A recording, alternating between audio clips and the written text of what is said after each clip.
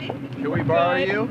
Sure. We'll take it. Just a couple. I have a meeting. We'll make it fast. And then I'll be back out in a little bit if you have more. What's going on? One question about these buyouts. You've been describing it as this effort to get folks to return to work. The union that represents federal workers, though, says this isn't a voluntary buyout. They say this is a purge of people that don't agree with the president. What's your response? That's absolutely false. This is a suggestion to federal workers that they have to return to work.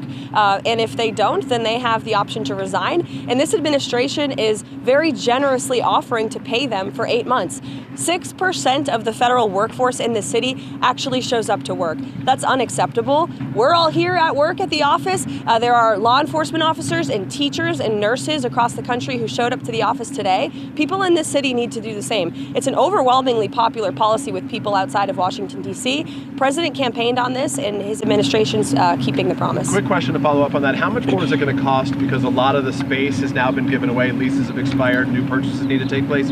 What will it cost to bring all those workers back to create the new offices they need? It's going to save tens of millions of dollars because this government has been wasting millions of dollars on empty office space. That is beautiful. I mean, look at the buildings in this city. They're gorgeous. They've been here for decades, and the American people are paying for them. And so we're going to make good use of the office space in this city by having these federal workers return to work. I would also add that the order simply directs federal agencies to come up with a return to work plan. And so this isn't a purge, and this isn't forcing every single individual in Washington, D.C. to return to work, only if they are able and, of course, within the law. One more quick one, if I can, about the defense. Can you ask you about El Salvador? So we know that the president spoke to President Bukele. Next week, Secretary Rubio will be in El Salvador. Should we be expecting El Salvador to take the Tren de Aragua Venezuelans as an agreement between the two countries? All I can say on this, because I don't want to get ahead of Senator Rubio, is that the President Bukele has graciously offered tremendous degrees of cooperation with the United States on all things migration, and we're hoping that will provide a framework for migration cooperation all throughout the region.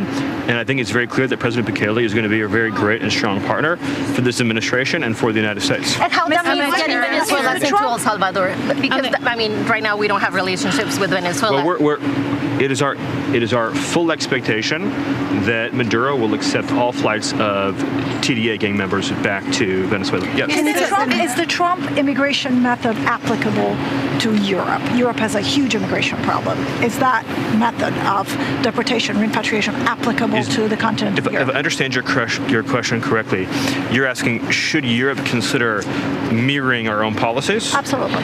Yes.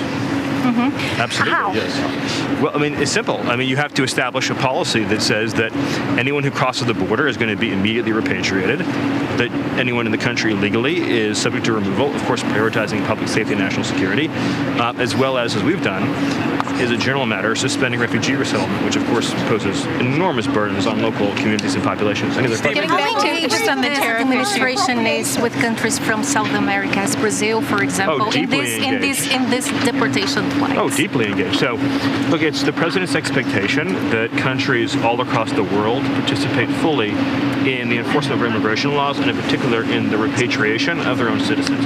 This is a basic international obligation the United States abides by, all developed nations abide by, and we expect all of the partner nations all throughout the region to abide by as well. And we've had incredibly productive conversations with, frankly, nations all across Latin America, led by Secretary of State Rubio, who, if I may say, has done an absolutely fabulous job.